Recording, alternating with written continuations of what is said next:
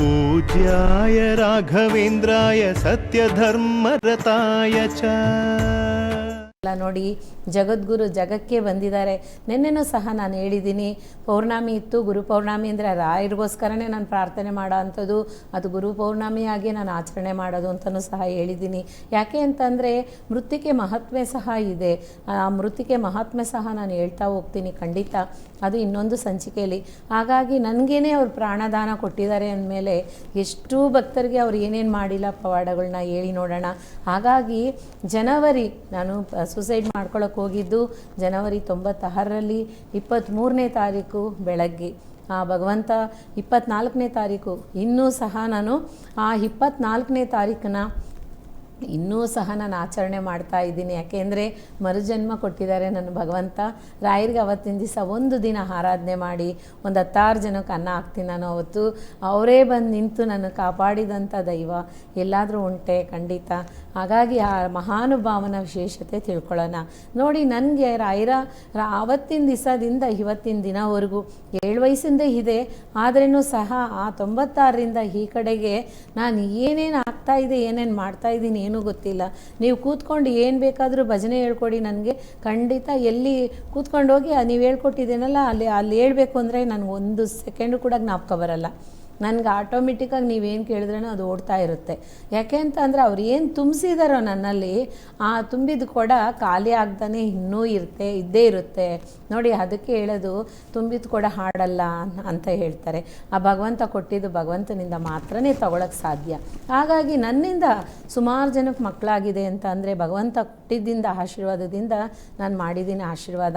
ಯಾಕೆ ಅಂತಂದರೆ ರಾಯರ ಆಶೀರ್ವಾದದಿಂದ ನಾನು ಮಾಡಿರೋ ಅಂಥ ಪೂಜೆಗೆ ಬಲ ಕೊಟ್ಟಿದ್ದಾರೆ. ಹಾಗಾಗಿ ಭಗವಂತನ ಆಶೀರ್ವಾದದಿಂದ ಸಂತಾನ ಭಾಗ್ಯನೂ ಆಗಿದೆ, ಕಂಕಣ ಭಾಗ್ಯನೂ ಕೂಡಿದೆ. ಈ ಥರ ಎಷ್ಟೋ ಹೇಳ್ಕೊಂಡೇ ಹೋಗ್ಬೋದು. ಅದೇ ರೀತಿ ಕೋರ್ಟ್ಗೆ ಹೋಗಿ ಡೈವರ್ಸ್ ಆದವ್ರನ್ನೂ ಸಹ ನಾನು ಡೈವರ್ಸ್ಗೆ ಹೋಗಿರೋ ಅಂಥವ್ರನ್ನೂ ಸಹ ವಾಪಸ್ ಕರ್ಕೊಬಂದು ಅವರನ್ನು ಒಂದಾಗಿ ಅದಕ್ಕೆ ಆಮೇಲೆ ಅವ್ರಿಗೆ 2 ಮಕ್ಕಳು ಆಗಿದೆ. ಆ ರೀತಿ ಇವಾಗೆಲ್ಲ 8ನೇ ಕ್ಲಾಸ್ 6ನೇ ಕ್ಲಾಸ್ 5ನೇ ಕ್ಲಾಸ್ ಈ ಥರ ಓದ್ತಾ ಇದ್ದಾರೆ. ನೋಡಿ, ನಾನು ಅದನ್ನು ಪ್ರೂಫ್ ಮಾಡಬೇಕು ಅನ್ನೋ ಅವಶ್ಯಕತೆಯೇ ನನಗಿಲ್ಲ. ಯಾಕೆ ಅಂತಂದರೆ ಆ ಭಗವಂತನಿಗೆ ಗೊತ್ತು, ನನಗೆ ಕೊಟ್ಟಿರೋ ಅಂಥ ಆ ಭಗವಂತ ಕಲೆನ ಅವ್ರಿಗೆ ಗೊತ್ತಿದೆ. ಜ್ಞಾನೋದಯ ಕೊಟ್ಟವ್ರಿಗೆ ನನ್ನ ಮನಸ್ಸಿಗೆ ಗೊತ್ತಿದೆ. ನಿನ್ನೆ ದಿವಸ ಸಹ ಒಬ್ಬರು ಫೋನ್ ಮಾಡಿಬಿಟ್ಟು ಯಾರಿಗಾದ್ರೂ ಏನಾದರೂ ನಡೆದಿದ್ರೆ ಆ ಫೋಟೋ ಕಳಿಸಿ, ಅದೇ ರೀತಿ ಯಾರಿಗಾದ್ರೂ ಏನಾದರೂ ಆಗಿದ್ರೆ ಅವ್ರ ಅಡ್ರೆಸ್ ಕೊಡಿ, ಅದನ್ನೆಲ್ಲ ನಾವು ಕೇಳ್ಕೊಂಡು ಪೂಜೆ ಇಡ್ತೀವಿ ಅಂತ. ನೀವು ಪೂಜೆ ಇಟ್ಟರೆ ಏನಮ್ಮ, ನೀವು ಇಡಲಿಲ್ಲ ಅಂದರೆ ಏನು, ನನಗೆ ಅದರಿಂದ ನನಗೆ ಬಲ ಬರೋ ಅಂಥದ್ದು ಏನಿಲ್ಲ. ಏನೂ ನೀವು ಕೊಡೋ ಅಂಥ ಕಾಣಿಕೆಲ್ಲ ನಾ ಆ ನಿಮಿಷ ಒಂದು ಸಂತೋಷ ಪಡ್ಬೋದು, ಖುಷಿ ಪಡ್ಬೋದೇ ವಿನಃ ನೀವು ಕೊಟ್ಟಂಥ ಕೋಟಿ ಸೊತ್ತು ನನಗೆ ಎಷ್ಟು ದಿವಸ ಬರುತ್ತೆ? ಆ ಭಗವಂತ ಕೊಡಬೇಕು, ನಾನು ಇಟ್ಕೋಬೇಕೇ ವಿನಃ ಮನುಷ್ಯ ಕೊಡೋ ಅಂಥದ್ದು ಯಾವಾಗಲೂ ಸ್ಥಿರ ಶಾಶ್ವತ ಅಲ್ಲ. ಹಣಕ್ಕೋಸ್ಕರ ಇದು ಮಾಡೋ ಅಂಥದ್ದು ಅಲ್ಲ. ನೀವು ಬರೋ ಅಂಥದ್ದು ಕೇಳ್ತೀರಾ, ಅದಕ್ಕೆ ಏನು ಬೆಲೆನೋ ಅದು ಕಟ್ತೀರಾ, ಹೋಗ್ತಾ ಇರ್ತೀರ ಅಷ್ಟೇ ವಿನಃ ಕೋಟಿ ಯಾರ ಹತ್ರನೂ ಯಾರು ಕೇಳೋಕ್ಕೂ ಆಗಲ್ಲ, ಯಾರೂ ಕೇಳಿ ಪಡ್ಕೊಳ್ಳೋಕ್ಕೂ ಆಗಲ್ಲ. ನೋಡಿ, ಹಾಗಾಗಿ ಮನಸ್ಸಲ್ಲಿಂದ ನಂಬಿಕೆಯಿಂದ ಮಾಡಿ. ರಾಯರಲ್ಲಿ ನೀವು ಎಷ್ಟು ರಾಯರ ಭಕ್ತರಾಗಿದ್ರೇನೂ ಸರಿ, ಸಂಶಯ ಬಂತು ಅಂದರೆ ಆ ಭಗವಂತ ಅಲ್ಲಿರೋದಿಲ್ಲ. ಸಂಶಯದಿಂದ ಯಾರು ಏನು ಮಾಡಲೂಬಾರ್ದು. ಖಂಡಿತ ನಾವಿದ್ದೀವಿ ಅಂದರೆ ಫಸ್ಟು ನಮ್ಮ ಮೇಲೆ ನಮಗೆ ನಂಬಿಕೆ ಇರಬೇಕು. ಅದೇ ರೀತಿ ನೀವು ಮಾಡೋಂಥ ಕಾರ್ಯದಲ್ಲೂ ನಂಬಿಕೆ ಇರಬೇಕು. ಎಷ್ಟು ನಂಬಿಕೆ ನಾವು ಇಟ್ಕೊಂಡಿದ್ದೀವೋ ಅಷ್ಟೇ ಸಕ್ಸಸ್ ಆಗುತ್ತೆ.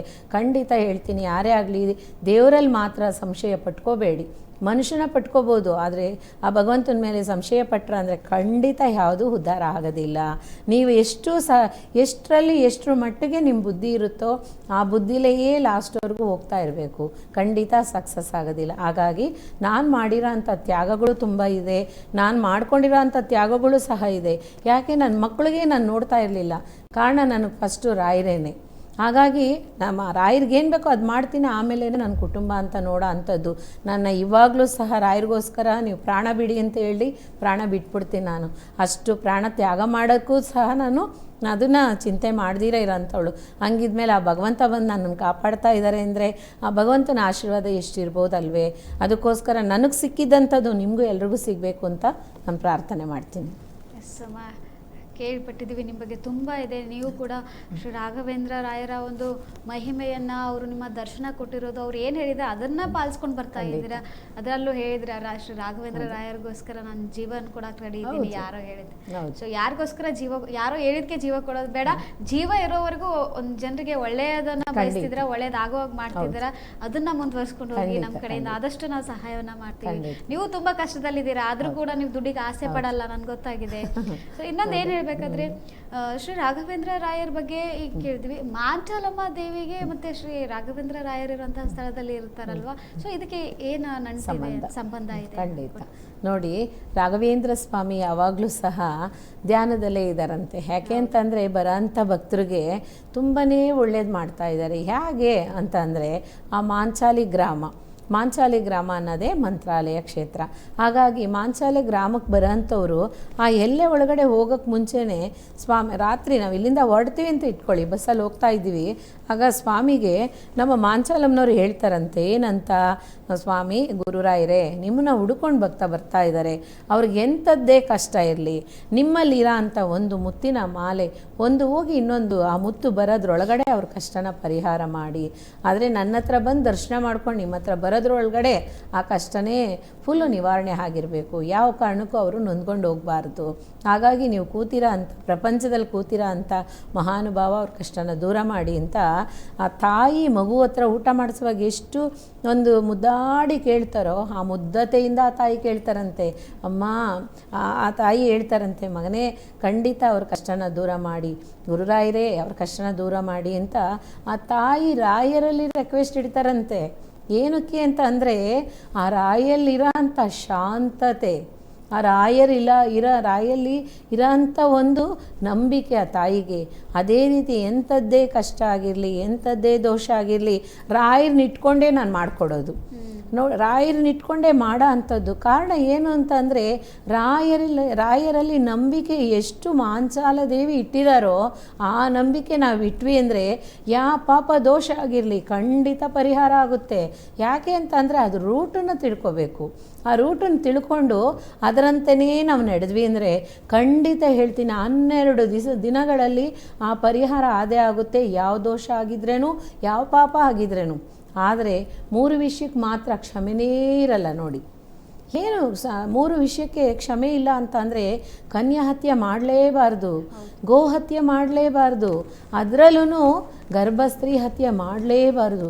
ಈ 3 ಪಾಪಕ್ಕೆ ಅದಕ್ಕೆ ಕ್ಷಮೆನೇ ಇಲ್ವಂತೆ. ಆ ಕ್ಷಮೆನೂ ಸಹ ರಾಯರು ಕೊಡ್ತಾ ಇದ್ದಾರೆ ಅಂತ ಹೇಳ್ತಾರೆ. ಹೇಗೆ ಅಂದರೆ ರಾಯರಲ್ಲಿ ಹೋಗಿ ಅಷ್ಟು ನಿಷ್ಠೆಯಿಂದ ಪೂಜೆ ಮಾಡಿ ಭಕ್ತಿಯಿಂದ ಪೂಜೆ ಮಾಡುವಾಗ ಆ ಪಾಪನೂ ಸಹ ಪರಿಹಾರ ಮಾಡ್ತಾರಂತೆ.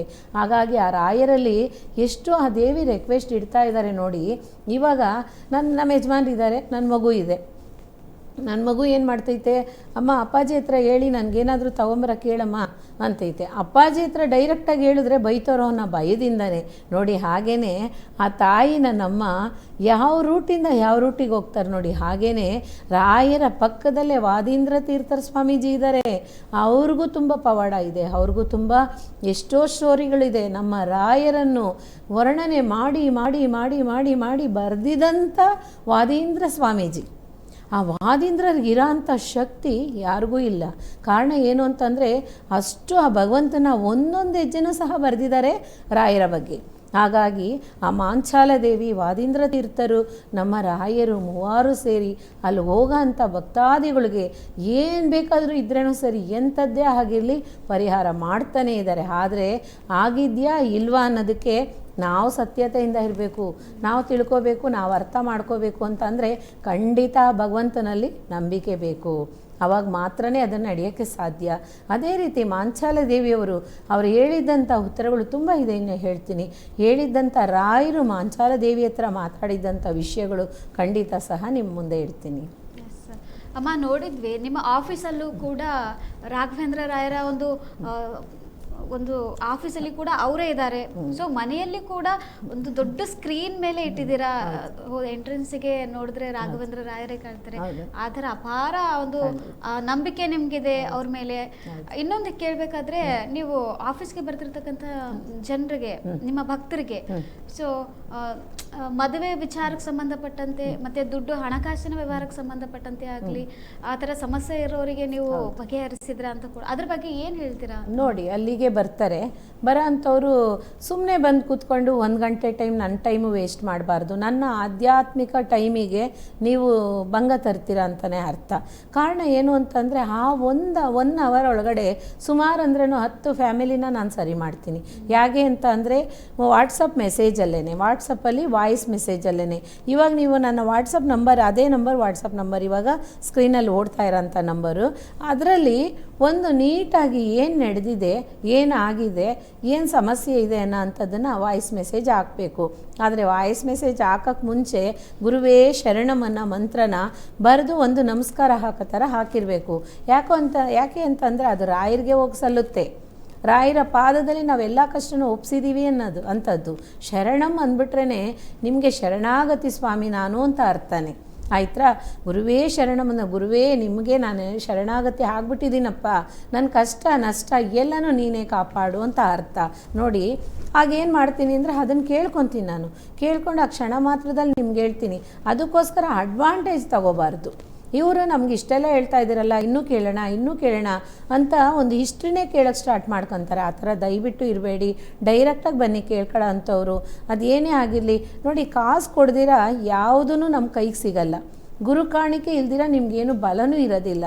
ನನಗೆ ಅದು ಏನು ನಾನು ಮಾಡ್ತಾ ಇದ್ದೀನೋ ಅದಕ್ಕೆ ಶ್ರದ್ಧಾಕಾರವಾಗಿ ನಾನು ಖಂಡಿತ ಎಲ್ಲನೂ ನಾನು ಮಾಡ್ಕೊಂಡು ಹೋಗ್ತಾನೇ ಇದ್ದೀನಿ. ಅದನ್ನು ನೀವುಗಳು ಅರ್ಥ ಮಾಡ್ಕೋಬೇಕು. ಖಂಡಿತ ಬಂದು ಟೈಮನ್ನು ವೇಸ್ಟ್ ಮಾಡಬೇಡಿ. ಅದೇ ರೀತಿ ಬೇಕಾದಷ್ಟು ಇಷ್ಟೆಲ್ಲ ಇದೆ, ಇಷ್ಟೆಲ್ಲ ನಾವು ಮಾಡಬೇಕಾ ಅಂಥವ್ರಿಗೆ ಖಂಡಿತ ಯಾವುದೂ ಸಕ್ಸಸ್ ಆಗಲ್ಲ. ಬಂದಂಥವ್ರಿಗೆ ಅದು ಯಾವುದೇ ರೀತಿ ಒಂದು ಸಂಬಂಧ ಆಗಿರಲಿ, ಯಾವುದೇ ರೀತಿ ಒಂದು ಪ್ರಾಬ್ಲಮ್ ಇದೆ ಅಂತಂದ್ರೂ ಅರ್ಧ ಸುಳ್ಳು ಹೇಳೋದು, ಅರ್ಧ ನಿಜ ಹೇಳೋದು. ಇವಾಗ ಒಂದು ತಾಯಿ ಮಗು ಇದ್ದಾರೆ, ಏನೋ ಪ್ರಾಬ್ಲಮ್ ಬಂದಿದೆ ಅಂತಂದರೆ ತಾಯಿ ಫುಲ್ಲಾಗಿ ಮಗಳ ಮೇಲೆ ಹೊರೆನ ಒರೆಸ್ತಾರೆ ಅಂದರೆ ನನಗೇನೆ ಏನು ಆ ಮಗು ಈ ಥರ ಐತಾ ಅಂತ ಡೌಟ್ ಬರ್ತೈತೆ. ಅದೇ ರೀತಿ ಆ ಮಗು ಬಂದ್ಬಿಟ್ಟು ಆ ತಾಯಿ ಬಗ್ಗೆ ಹೇಳುವಾಗ, ಈನತನವಾಗೆಲ್ಲ ಮಾತಾಡುವಾಗ ಇದೂ ಒಂದು ಮಗುನ ಅನ್ನಿಸ್ತೈತೆ. ಕಾರಣ ಏನು ಅಂತಂದರೆ ನೋಡಿ, ತಾಯಿ ಮಕ್ಕಳು ಬಂದ 7 ಜನ್ಮಕ್ಕೂ ತೀರಲ್ಲ ಅಂತ ಹೇಳ್ತಾರೆ.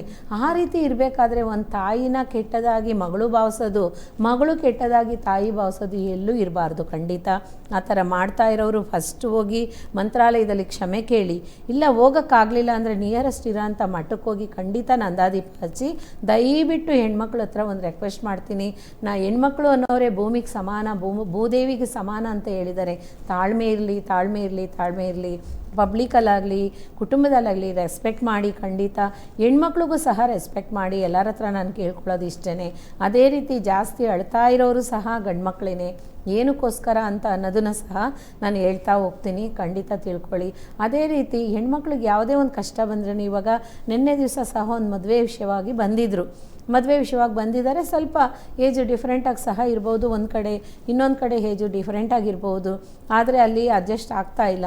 ಯಾಕೆ ಅಂತ ಅಂದರೆ ಏಜ್ ಬಂದು ಅಲ್ಲಿ ನಿಂತಿಲ್ಲ, ಸಂಬಂಧ ಬಂದು ನಿಂತಿದೆ. ಹಾಗಾಗಿ ನಮ್ಗೆ ಇಷ್ಟು ಕೊಡಬೇಕು, ಅಷ್ಟು ಕೊಡಬೇಕು. ಅದೇ ರೀತಿ ನಾವು ಹೇಳಾಗಿರಬೇಕು. ನೋಡಿ, ಈಗಿನ ಕಾಲದಲ್ಲಿ ಎಲ್ಲರೂ ಸರಿಸಮಾನವಾಗೇ ಇದ್ದರೆ ಮಾತ್ರನೇ ಕುಟುಂಬ. ಅದು ಡಿಫ್ರೆಂಟ್ ಆಯಿತು ಅಂದರೆ ಖಂಡಿತ ನೆಮ್ಮದಿ ಇರೋದಲ್ಲ. ಆ ಥರ ಭಗವಂತನ ಆಶೀರ್ವಾದದಿಂದ ಒಂದೊಂದು ಸರಿಯಾಗಲಿ ಅಂತ ನಾನು ಪ್ರಾರ್ಥನೆ ಮಾಡ್ತೀನಿ. ಇವಾಗ ನನ್ನನ್ನು ಭೇಟಿಯಾಗಕ್ಕೆ ಬಂದವ್ರಿಗೂ ಸಹ ಎಲ್ಲನೂ ಒಳ್ಳೆಯದಾಗಲಿ. ಅದೇ ರೀತಿ ಒಬ್ಬರಿಗೆ ಕ್ಯಾನ್ಸರ್ ಇದೆ ನೋಡಿ, ಆ ಕ್ಯಾನ್ಸರ್ ಇದೆ, ತುಂಬಾ ಬಳಲ್ತಾ ಇದ್ದಾರೆ ಆ ಕಷ್ಟದಲ್ಲಿ. ಅದೇ ರೀತಿ ಮಕ್ಕಳು ಯಾವ ಹೆಲ್ಪು ಇಲ್ಲ, ಸರಿ ಮಕ್ಕಳಿಂದ ಆಗಲಿ ಯಾರಿಂದನೂ ಹೆಲ್ಪ್ ಇಲ್ಲ. ಆ ತಾಯಿ ನೋಡಿ ನನಗೆ ಕಾಣಿಕೆ ಇಟ್ಟಿರೋದು ಸರಿ, ಒಂದು ಮನಸ್ಸು ತೃಪ್ತಿಯಾಗಿ ಅನ್ನೋದಕ್ಕಿಂತ ಎಕ್ಸ್ಟ್ರಾ ಇಕ್ಬಿಟ್ಟು ಹೋಗ್ಬಿಟ್ಟಿದ್ದಾರೆ. ನನಗೆ ಒಂದು ಸೆಕೆಂಡಲ್ಲಿ ನೋಡಿದ ತಕ್ಷಣ ಕಣ್ಣಲ್ಲಿ ನೀರು ಬಂತು.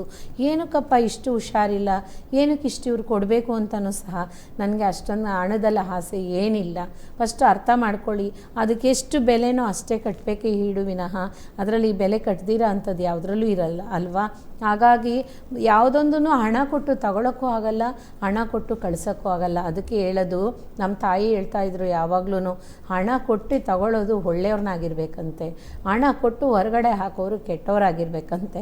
ಹಾಗಾಗಿ ಒಳ್ಳೆತನ ಇತ್ತು ನಮ್ಮಲ್ಲಿ ಅಂದರೆ ಆ ರಾಯರ ಆಟೋಮೆಟಿಕ್ಕಾಗಿ ಬರ್ತಾರೆ. ಹಾಗಾಗಿ ಈಗ ಮಾಡೋ ಅಂಥ ಈ ಆಧ್ಯಾತ್ಮಿಕ ಒಂದು ದಾರಿನೇ ಎಲ್ಲ ಮಕ್ಳಿಗೂ ಒಳ್ಳೇದಾಗಬೇಕು ಅನ್ನೋ ಉದ್ದೇಶನೇ ಹೊರತು ಹಣದಿಂದ ನಾವು ದೊಡ್ಡವರಾಗಬೇಕು ಅನ್ನೋ ಅವಶ್ಯಕತೆಯೇ ಇಲ್ಲ. ನಾನು ಎಷ್ಟೋ ಲಕ್ಷ ನೋಡ್ಬಿಟ್ಟಿದ್ದೀನಿ, ನನಗೆ ಹಣದ ಆಸೆನೇ ಇಲ್ಲ. ಆದರೆ ಅದು ಏನು ಮಾಡಬೇಕು ಅನ್ನೋಂಥದ್ದಿದೆಯೋ ಅದಕ್ಕೆ ಬೇಕಾಗಿರೋ ಅಂಥದ್ದು ಬರೋ ಅಂಥವ್ರು ಮಾಡಿಸ್ಕೊಂಡ್ಲೇಬೇಕು ಖಂಡಿತ. पूज्याय राघवेन्द्राय सत्यधर्मरताय च